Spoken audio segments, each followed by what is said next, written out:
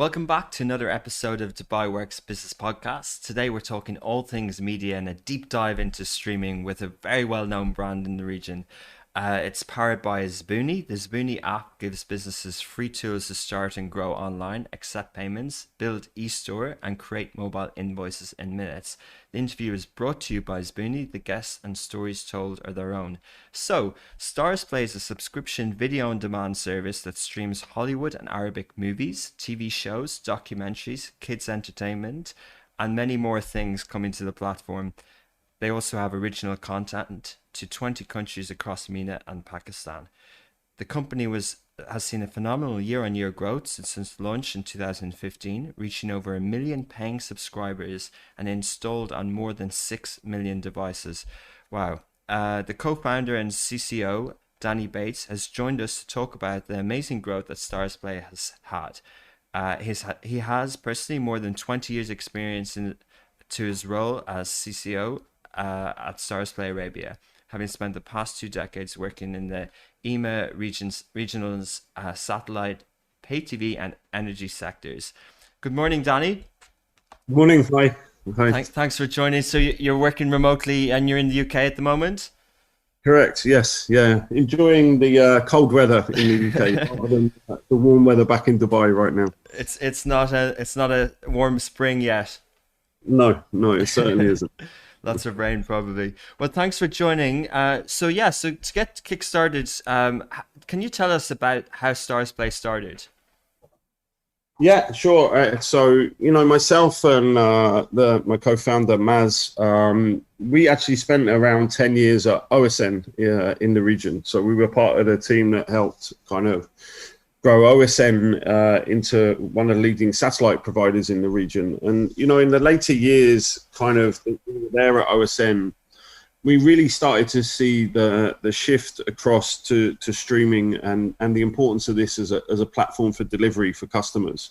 So when we were there, we really started, even though Netflix, for example, hadn't launched in the market, we really started to see a migration of customers across to Netflix, even back then, sort of 6-7 years ago. And we really saw the kind of opportunity in this market to bring something similar to customers across MENA. So, we kind of went through this journey together of many businesses that we kind of had ideas to start up and kind of shot them all down until this one came up as an idea. And we really thought it follows our background, kind of what we know in terms of an industry.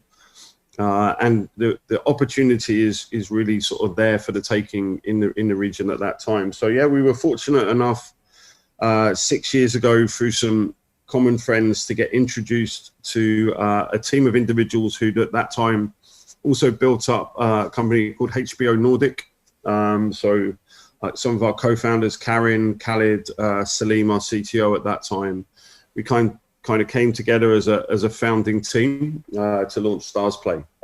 And again, sort of when we were out there looking for funding, kind of sometimes you get a bit lucky, right? You kind of get to meet the right people at the right time. We were fortunate enough at that time to meet the Starz, which is one of the leading, or at that time was one of the leading US cable brands, who were more of a B2B company back then 6 years ago. Which were really looking to see how they could kind of get some B2C reach for customers and develop their customer-facing offerings. So we were fortunate enough to bring Starz on as, which is now Starz Lionsgate as a shareholder 6 years ago, and then kind of really get the funding to build up the business in the region. Amazing. So the original, I think many people who are familiar with STARZPLAY now knows what it does and what it is with premium content and all these different opportunities for streaming. Back then, was that the playbook? Was that the business plan to do exactly as you've done in terms of the content offering and streaming? Yeah, I think the original idea, honestly, was to kind of launch the streaming service, but launch it with like a box that could be in the customer's home, like some kind of set-top box, because we knew that's what the region was kind of used to through the satellite TV offerings. But I think sort of, quite early on, we realized that the market was, really evolving very, very quickly.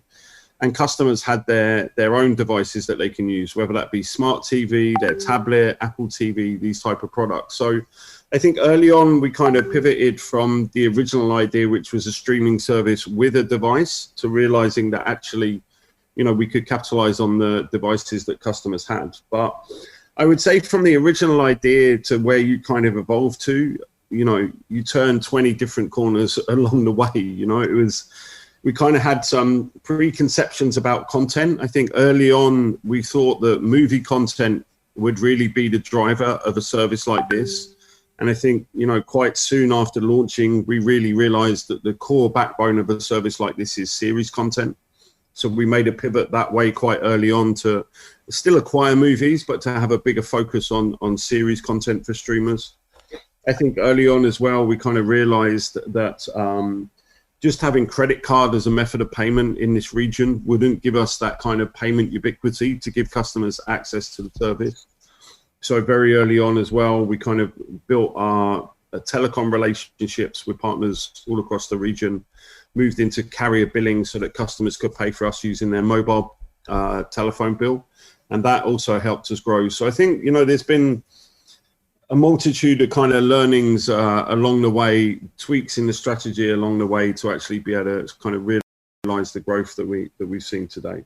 Amazed on two things that I'd love to delve into a bit more that has been a key driver in your growth and your differentiator in terms of partnerships and differentiated content as well. But going back to the sort of the start in terms of,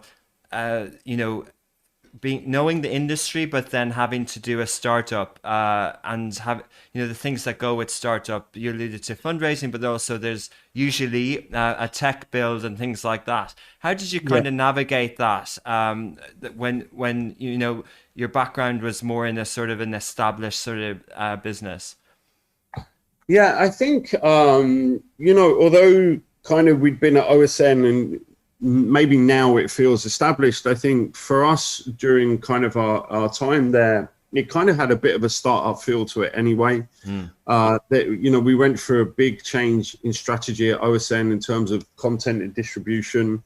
We went through that kind of first evolutions at OSN of an OTT product to deliver catch up to the satellite service. So we kind of been through some of that development. So if you like, we had some preparations for what was to come, but not enough, I would say. I'd say there was there's a lot that you find early on. So I think for us, a key part for us was building our platform kind of early on, as you kind of mentioned. It was a big focus of the team. And I think what we tried to do, kind of seeing what had happened around the world and seeing some of the challenges that people have met, we looked to build our own platform early on, which made things more difficult, if you like, at the start, because you're building something from scratch that doesn't exist. You're trying to make all of those different components, from video to the customer facing application, from billing and everything work. So it made it quite sort of challenging at the start. But I think over the longer term, kind of that decision has paid off, because we have a platform now today that's ours, that we know how to develop it. It's our own IP. So I think painful at the start, but glad we kind of made the decision in terms of where we sit today. That we now have this platform and have developed this and have this asset, if you like, for the business. But I think it's the big.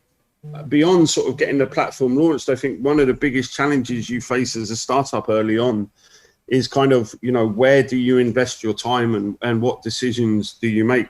So it's always, you only have so much resource, you have so much funding. So I think the big kind of challenge for us in the early days was, what feature do we invest in? What partner do we invest in? How do we build up the business to hopefully make the right decisions to support our longer term growth? So, you're constantly asking yourself that question: are we doing the right thing? Is this the thing that we should be doing? And trying to, get behind the decisions that you make, and hopefully they, support the growth that you're looking for in the business. Interesting. Also, in terms of the startup, we'll talk about the brand and getting that out there. But many people will resonate with the choice you made about building your own platform. and is that to do with sort of having control and flexibility? And obviously, it can help margins down the line, but does it also kind of does it give you a point of difference with others who have potentially licensed and outsourced their technology? And do you have to decide as you know, do you have to decide if you're a media company and a tech company? And is that what you and your co-founders figured out at the start, or did you think you were hybrid at the start? Well, I think, we really kind of evolved what we thought we were over time, to be honest. I think at the first, as we went into this, we kind of thought we were a pay TV company. We came a little bit with that legacy of being in a pay TV company and kind of thought the business was similar. But I think really early on, we learned some sort of, clear lessons that that's not what we are. We're actually, yes, content is our product ultimately, and that's what people watch. But actually, I think as much as that, we realized early on that we were two other things. One is a tech company, as you say, we needed to deliver great technology to deliver our products to customers. I think the other thing we kind of realized we were very early on and needed to change our model for is an e-commerce company as well. When we look at our distribution is all online. So the ability to acquire customers online, the ability to understand the data of the acquisition channels, be able to attribute costs, be able to attribute things like lifetime value to the customers that we're bringing on, and which channels performing for us and which channels not. That was really kind of sort of a big aha moment for us early on, and I think it's something that we kind of adjusted as well to bring some of that skill into the team. I think from our background, we kind of had the ability to build the tech. We had the ability to build sort of that media side of the business. And I think what we really tried to add early on was people with that e-commerce experience. We brought in a guy who was a big part of our sort of first few years of growth that came from a background of companies like Booking.com. So he'd really had that e-commerce experience, that online acquisition experience. And I think that made a, really big difference to the business early on. And then we kind of evolved from there. And I think also looking at marketing today, it's kind of very, very different. It's numbers, it's analytics, it's not a lot down to gut feeling these days. We run, maybe 20 different creatives at the start of the month, see which one performs, get behind that creative, So it's very much building that analytical capability has been really, really key in the company as well. Fascinating. So many different things. It makes it sound even more complicated to be e-commerce companies as well. But Danny, so the opportunity when we see statistics on, say, in this space in cord cutting, as they term it in the US, or a shift to streaming and the different platforms and devices, what do you think are the key reasons why STARZPLAY kind of cut through and is still growing strong now, or even thriving kind of 6 years in? And there were other kind of players at the time that didn't necessarily make it, and then also alluding at the role that sort of setting up in Dubai played in that sort of part of the success.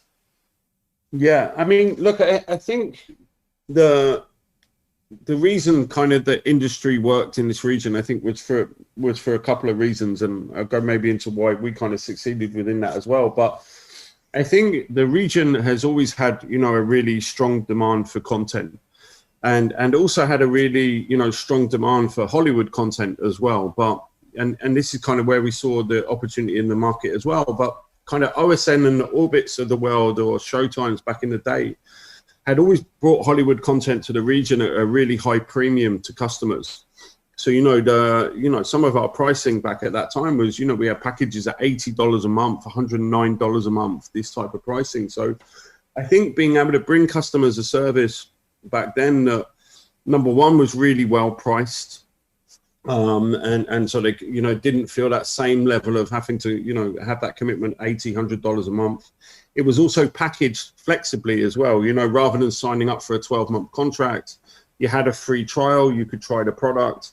You were not tied to a contract, you could cancel any time. So I think actually making the product and truly like an entertainment product rather than making people have to come in and make big commitments financially and make big commitments in terms of the period they spent with us really helped early on establish the package. And then I think, you know, when I look at back when we first launched sort of 6 years ago, I think back then we were really trying to establish a category that didn't exist. You know, our job was a lot harder 6 years ago, trying to convince people that online TV was a way to consume your products. You know, we almost had to educate what the category was back then. And then funnily enough, you know, things like, Netflix coming into the market, funnily enough, actually helped us because it brought a lot of credibility to our category. It brought a lot of understanding to our category to consumers across the region. And then we were able to just compete on things like our product offering, our price, our billing, and also the customization of our content library to be very relevant to the region. Yeah, it's a fascinating insight to treat competition like that in a new burgeoning sector where the sector needs to be proving itself out, and then the pie overall grows. Can you talk a little bit about the opportunity that you see today in streaming and the current market size? Or, you know, we're in the middle of Ramadan, and typically in the past, the numbers around Ramadan and Pan-Arab TV are really high numbers, even compared to the US market. Do you see a kind of do you see that as still a huge opportunity in the space, in the streaming space where STARZPLAY is?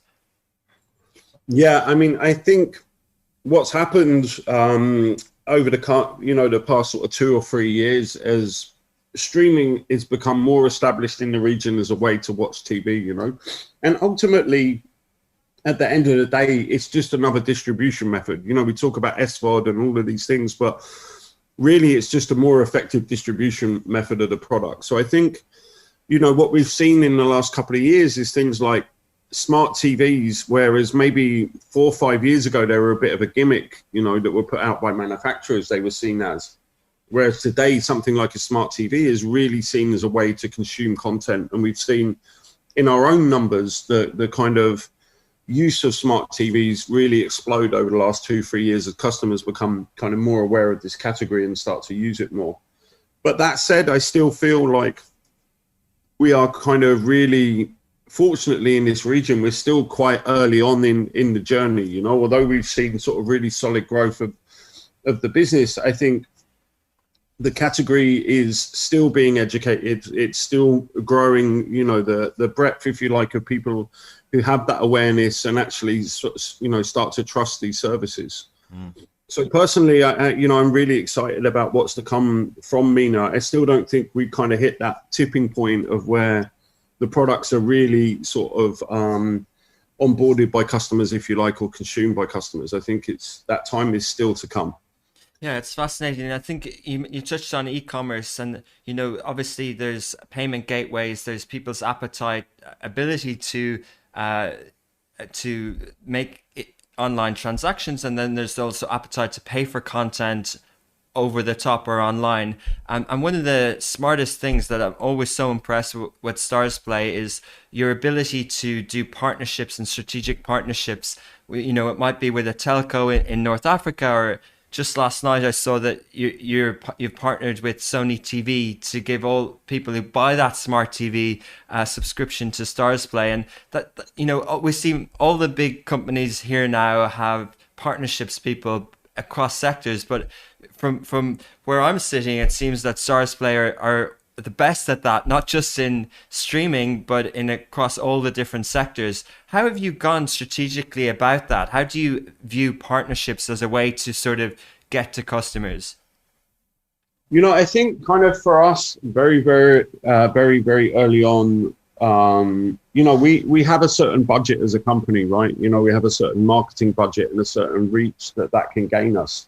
And I think very, very early on, we were kind of aware that if we really wanted to succeed in the region, you know, one of the best ways that we can build trust in our brand, build trust in our product is actually to work with, you know, major established partners across the region. So I think for us, from the very sort of start of the business, that kind of need to partner, that want to partner, that want to support some of the kind of businesses that we see out there was very much sort of part of our business ethos, you know. And I think also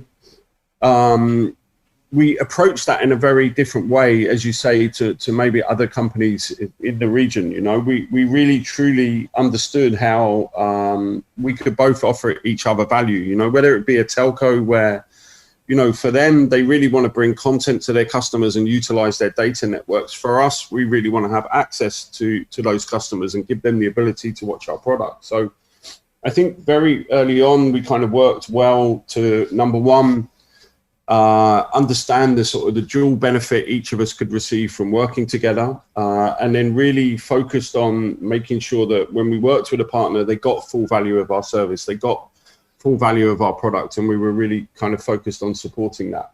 And I think that also helped us being a local company as well. You know, when you're kind of talking to a local partner from an office in Amsterdam, it's very different from being a team that, you know, flies all over the region, spends time face to face with your partners, and is really focused on making decisions to support them. You know, one of the great things I feel about our business is that, you know, we can make decisions at our office based in Dubai. We can do something with the brand. We can do something with an integration, and kind of, we don't need to refer back to an office in the US to kind of make that decision. We can kind of support our partners directly ourselves in terms of rollout. So I think that whole approach has been key to us. I think, you know, working with the, as you say, Sony TV is, you know, these are perfect kind of blends of relationship. You know, the guys at Sony really want to push their product, really want to push the 4K element of their product so people can get the best of their devices, and we kind of have that content to be able to share with subscribers. So it works very well as a match up together, you know. Yeah, as you mentioned as well. Yeah, exactly. Because sometimes, you know, it's great to be able to have the relationship with the customer, but there are other companies like telcos who already have maybe that kind of billing relationship. So yeah, it makes a perfect fit. And how did you approach? Sorry. And they have that trust as well with the customer. You know, it's quite hard when you're an online streaming business 6 years ago. A lot of people kind of have that perception that you could be a pirate, right? So there's almost that perception, oh, is this another pirate website? So one of our challenges early on was kind of establishing that trust also with a customer, you know, establishing the fact that we are kind of a real brand. We are a brand from the region, and, you know, the way that we operate is kind of legally, you know, we're not there as a pirate company to steal your data. And I think when you partner with a partner like Etisalat, when you have the trust of an Etisalat or an STC, and they're willing to bring you in front of customers, I think that also really helps establish trust in your brand and who you are as a company as well. Yeah, it's fascinating. It's that sort of credibility piece. You mightn't necessarily have this sort of US media per se as the brand, but if you do it locally in the region, both in decision making and with strategic partnerships, you kind of make a match for those American companies. But Danny, we're going to take a quick break, and we'll just be back and we'll talk more about content. Have you been thinking about changing your lifestyle? Diego Carre is a PT who's helped over 600 men lose 15 kg or more using his system.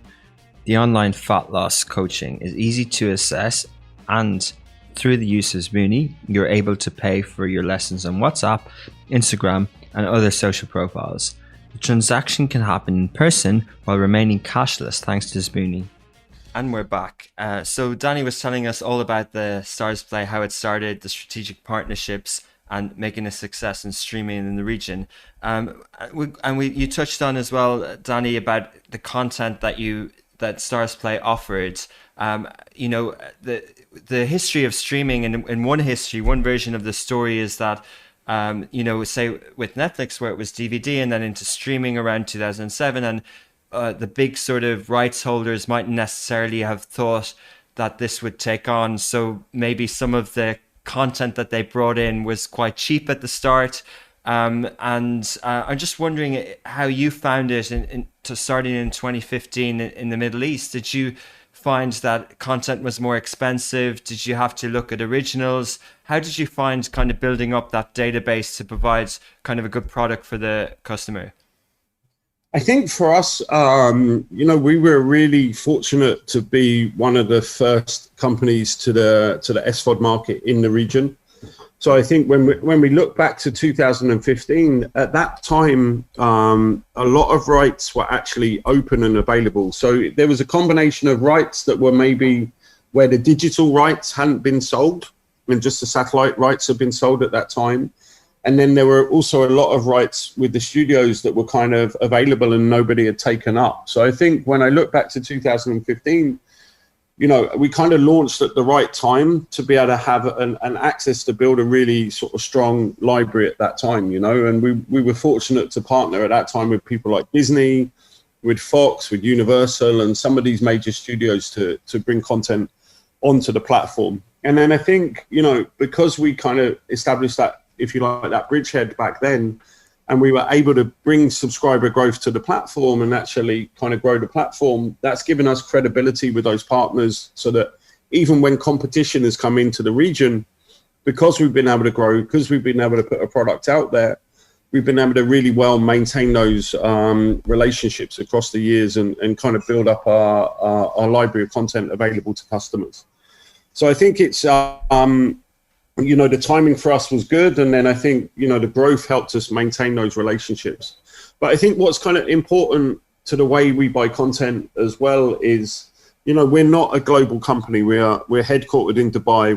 We're a MENA focused company, and I think even when we buy Hollywood content, we don't just buy everything and anything. We kind of learn from our data. We learn from the viewing habits of our customers in Saudi Arabia, in Morocco, in the UAE. We kind of see their preferences within categories. And as we buy our content over time, we're able to then, really refine our offering that we bring consumers, so that we bring something that we know have the right stars in them. They're the right kind of stories. They're the right kind of sectors to bring content consumption to our platform. So kind of to date, that's been our evolution, has really, been buying content from partners. But actually this year is kind of seeing a couple of big changes for us. I think this year we're moving into producing our first own originals to the company. We did a test original last year, a show called Baghdad Central, that worked really well on the platform. And so now in 2021 and 2022, we're kind of going to go more into the production of original Arabic content. We kind of found some really good stories that we think we can bring to consumers in the region. So that's something we're excited to do.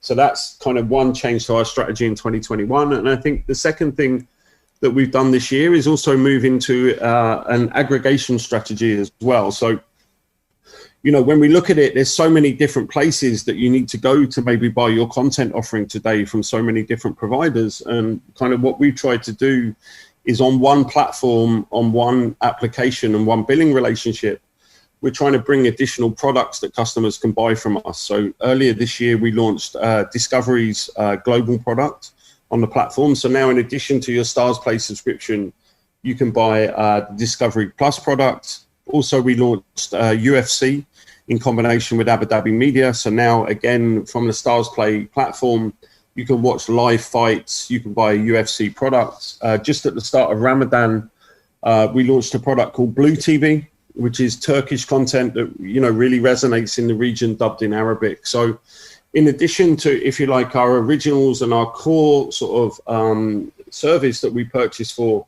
we're now kind of moving across into aggregation to bring, more and more products to customers in one place, if you like.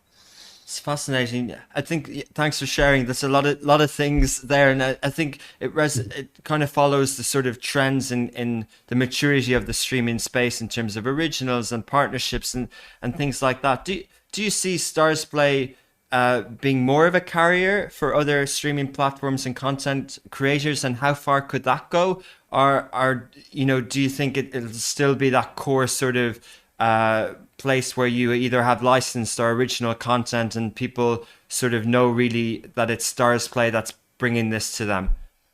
I think we hopefully see it as a combination of the two. I mean, our core product is always going to be at the heart of our business. Our Hollywood product, our Arabic content, our kids content, and that core STARZPLAY offering will always be at the heart of our business and what we're focused on.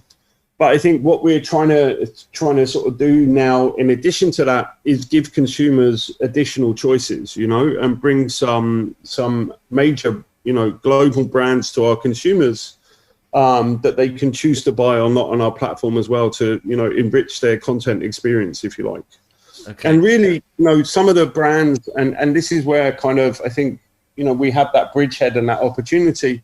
The MENA region, if you're a company sat in the US or Europe, can seem a very challenging region. It's like 20 odd countries, different billing relationships across those countries, very different cultures in each of those countries. So actually being able to give a partner access to kind of our customer base and our distribution channels is something that, number one, is kind of really exciting for them to enter the market. And number two, we love, because we can bring our customers, really amazing product that they can add to their service. Yeah. So I think, really trying to create that all-round kind of home entertainment offering for the consumer. Yeah, and it's a sign of innovation as well, that you're constantly sort of experimenting and bringing new products to people. It makes the platform more robust and more full in many ways. Danny, we've almost gone 30 minutes without mentioning the pandemic.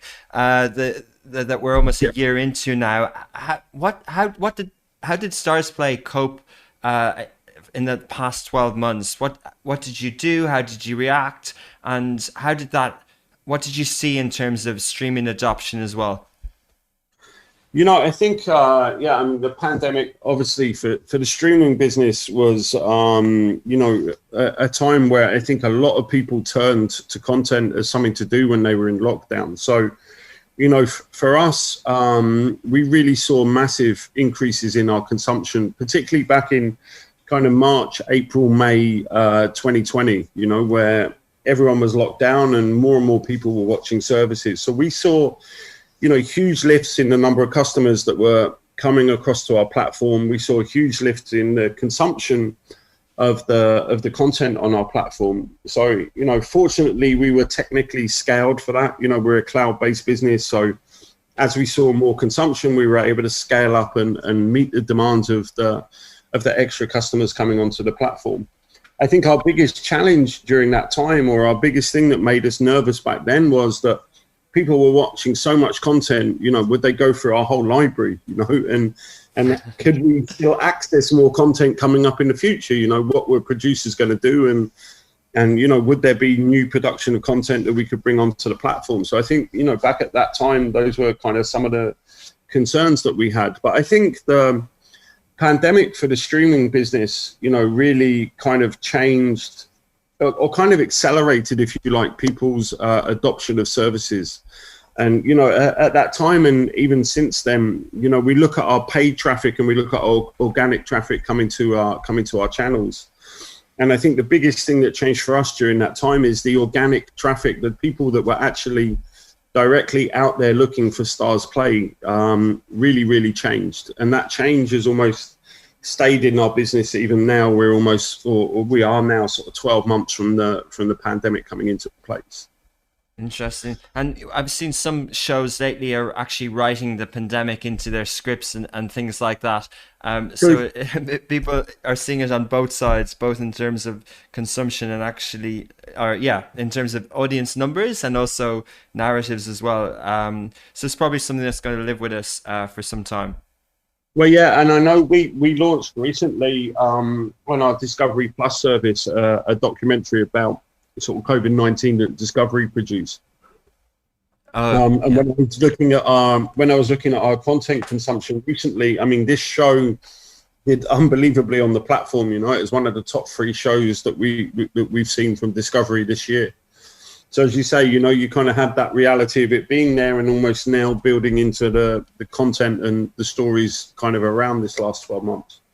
And you kind of touched on it earlier as well, and in terms of the stories that you're looking at, we're seeing a trend, and we'll talk about the wider industry in a second, but we're seeing a trend where stories are originating not necessarily in the traditional way. They might come from podcasts, or they might come from tweets. I'm waiting for the Suez Canal documentary to come out. You know, these things that kind of trend on social. Is that what STARZPLAY have your eye on in terms of content acquisition and originals, like more sort of creative ways and social media ways of getting storylines?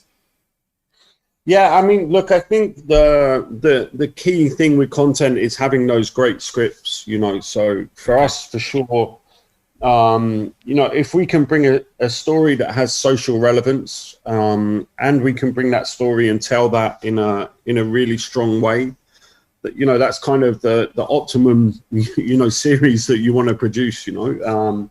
So yeah, I mean, I think that's kind of really key for us, and you know, a big part of how we kind of reach customers is through social channels.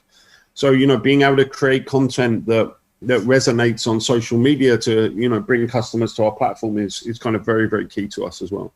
Okay. But I think the challenge is just really finding those great stories and those great scripts. You know, it really starts there in terms of content production. If you can find that, you know, that script, then you can really evolve that into something that hopefully resonates with customers.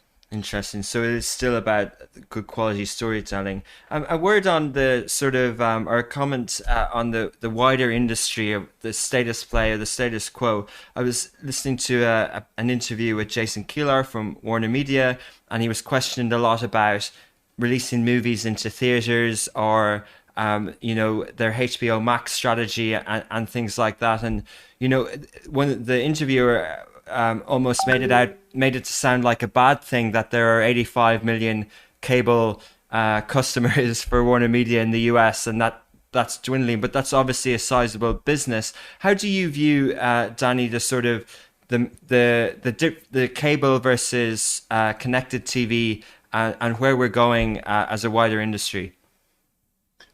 You know, I think really, honestly, when I look at kind of our market, I think there's kind of still room for both. And I think also, you know, some of the streamers are also working very closely with the cable companies as well, you know. So I think live TV and having that ability to either watch live sports events, either watch live news, you know, kids content is always going to play an important role in what consumers are looking for, you know. And I think just the SVOD services on top of that just give that consumer that extra choice. So I think in our region, maybe unlike the US, that I think that cord cutting is not quite as prevalent, you know. I mean, for us, for example, we partner with Etislat's eLife service, you know, which is kind of a cable service into the homes of customers across the UAE. So, you know, kind of we find that the services complement each other really well. You have eLife for your live TV, and then on top of that, accessible from the same box, you can enjoy STARZPLAY's SVOD content on the platform as well. So I think, you know, probably the region will evolve at a slightly, you know, different way to the US. I think in US, so many people were paying so much for TV services that kind of that cord cutting obviously made sense economically to the customer. You know, I don't think we see that kind of same reach in this region, to be honest.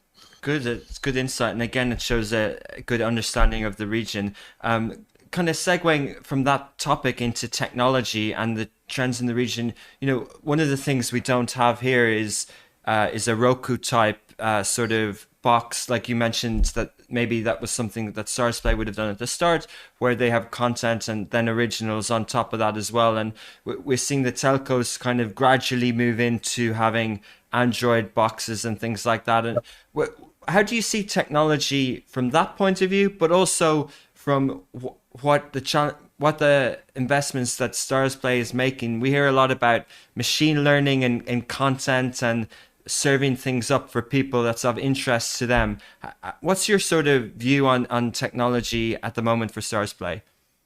Yeah, I think, you know, to answer the first question, I think the one thing we were kind of very nervous about at the start was whether, number one, that the networks in the region were ready for a service like ours. And number two, to your point, whether the consumer had the device to consume a service like ours. And I think kind of very early on, we realized that those two things were not going to be our challenge. You know, Okay. we were really, you know, within 12 months of launching over the networks in the region, we were delivering 4K content to customers. So really that network issue, we were able to address kind of quite early on. We did some, you know, some work on compression, making sure we were delivering video to the customer in a way that, you know, didn't kill their bandwidth, didn't kill their consumption. So that's not been a challenge for us so much. And I think although there's, to your point, maybe not a Roku box available in the region today, there are a number of devices kind of available to customers that we see them consume on. So you have devices like Apple TV, which have become extremely popular. I think all of the major smart TV operators, as kind of I mentioned earlier, their products are really being adopted now. We see, you know, a huge amount of usage on our platform on the different smart TV brands. And then I think people like Android with their Android TV products. So, you know, you have a number of boxes at really competitive prices available with the Android TV platform for consumers to be able to watch products as well. So I think the kind of adoption of devices and the usage of those devices is really become well established in the region. And it's, you know, for us today, it's not one of those things that keep us up at night, if you like. You know, that's one of the things that kind of seems to be well supported. I think the thing that kind of did surprise us is the amount of consumption. I think early on people thought of SVOD products as something for the mobile. But I think what's actually happened with SVOD products is it's become a mainstream viewing product in the customer's home. So when I look at our consumption today, almost 70% of our consumption is on one type of big screen or another. You know, whether it's on the smart TV app, whether it's via the Sony PlayStation, but it's on like a big screen TV in the customer's home. Fascinating. And then to your second question in terms of technology, you know, yeah, there's all the buzzword about kind of machine learning and everything, but you know, I think to kind of put that into context, I think, you know, analytics is really kind of core to what we do as a company. You know, whether that be the analytics on what people are consuming, whether that be the analytics that goes behind building our recommendation engine. You know, when you have such a deep library of content, being able to customize that and get good assets in front of the right person becomes extremely key. You know, one of the biggest challenges is people knowing the breadth of content we have. So if we're able to refine that and actually show someone something that they're more likely to watch, building that recommendation technology has been kind of really, really important to us. And kind of also on the marketing side as well, you know, really understanding the channels that work, the creatives that work, being able to feed that data back into our acquisition programs to be able to optimize our acquisition cost is kind of a really key use for us of that technology and that machine learning. And I think beyond that, when we look at technology, you know, for us, it's really kind of about how we, you know, distribute our product. It's two things for us, I think, really. Number one is how we evolve our application experience so that we make it even more intuitive and even more easy for customers to use. And then secondly is about how we evolve the distribution of our video content. So the compression that we put in place, the video quality that we put in place. And, you know, we've really seen over the years with compression technology that you can deliver HDR quality video now at like, you know, 70% reduction in bandwidth to what we were doing 5 years ago. So really continuing to build on that kind of product quality and stability is really key part of our technology evolution, I think. Yeah, fascinating. To continue on the technology, as you mentioned, the industry seems to be, like all technology, just growing at such a fast pace, and especially in streaming, with even the smart TVs are getting fancier. I think I heard 8K terms now are being mentioned. Yeah. but you mentioned SVODs, Danny, subscription video on demand, a few times, and its brother or sister, advertising video on demand, are often mentioned as separate things. Like, do you think ad tech is coming more into all sorts of connected TV? Do you think that it's something that's inevitable? Will it come with live, with sports? And what's your view on it from a platform like STARZPLay? Yeah, I mean, I think for us today, and, you know, never say never in the future, we kind of have not evolved into advertising as yet. We've seen ourselves as a subscription video on demand service. And I think, when we look at customer feedback, one of the things they kind of appreciate about our platform is the fact that we don't interrupt their programming with lots of adverts, So for us, that's kind of been a key product differentiator for us to now. But, I think as the market evolves and, and as you say, as the ad tech evolves, the use of, non-intrusive ways maybe to bring sort of brands to our product and be able to advertise is something, that we do consider, we do look at, we do kind of think about that opportunity going into the future and how maybe we can do that. And I mean, I think as well, when you look at some of the services in the region, the ad tech and the AVOD service is really at the core of their business model, and is really essential to how they're developing. And I think it's just a kind of, for me, a natural evolution. If more and more people are going from the channels and they're moving across to watching on the streaming services, it kind of makes sense for brands like NBC, to really evolve that ad tech and evolve where they're serving those eyeballs, those adverts into the future. So I think it's really just a natural evolution. But I think the difference with streaming is really kind of the data is held about those customers. So number one, I think you can become, as an advertiser, a lot more targeted in the adverts that you're serving. But number two, I think as an advertiser, you can become a lot more confident in the inventory that you're buying. And I think that's also really, really key. I think in the past, kind of knowing the real numbers of where you're serving your ad has been maybe a challenge in the MENA region. Whereas today, through that ad tech and through that kind of changes in terms of the industry, people are able to now have a lot more confidence about the inventory they buy and how it performs for them. Interesting. Last two questions, Danny. One is around another business trend that we've seen a lot in the last year is SPACs and mergers. STARZPLAY is a very strong brand, a lot of customers, regional presence. You must be an attractive acquisition for people who have their eye on the region. Has that is that part of your plans? Have you looked at SPACs? Are you in conversations with anyone? I'm sure you won't tell me if you are, but I want to ask the question. What's the sort of roadmap for STARZPLAY? Where's your focus on? Well, I mean, I think our focus is on growing the revenues and growing the business, to be quite honest. I think that's at the core of what we're trying to do as a company. I think if we can get that right, hopefully those opportunities will come to us down the line.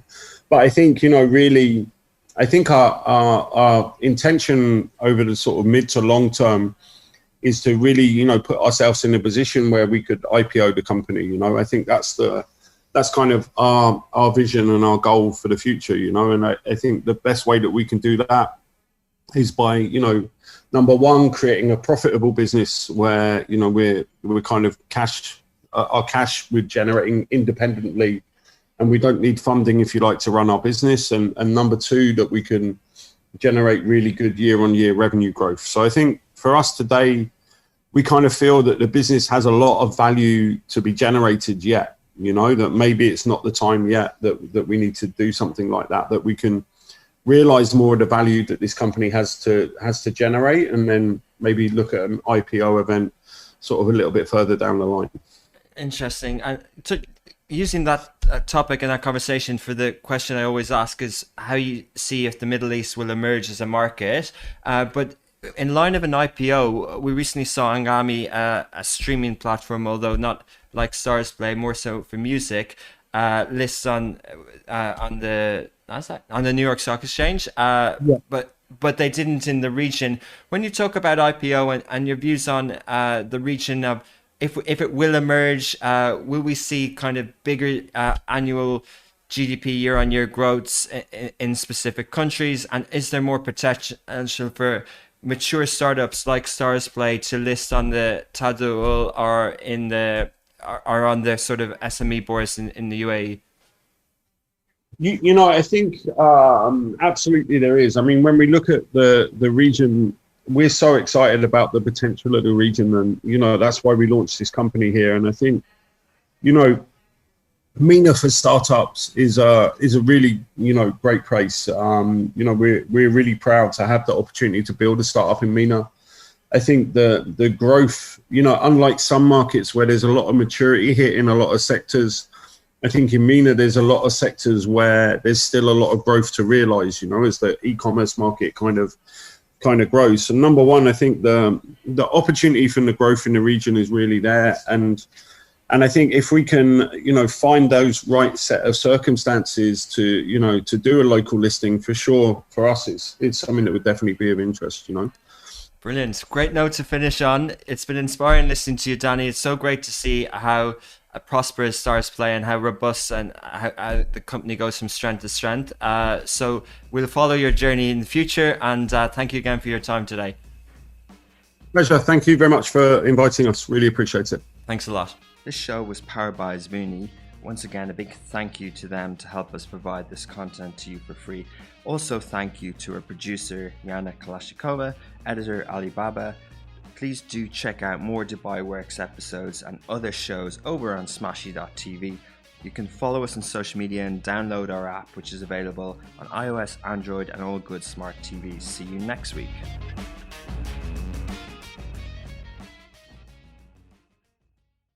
Follow us on social media and download our app, which is available on iOS, Android, and all good smart TVs. See you next week.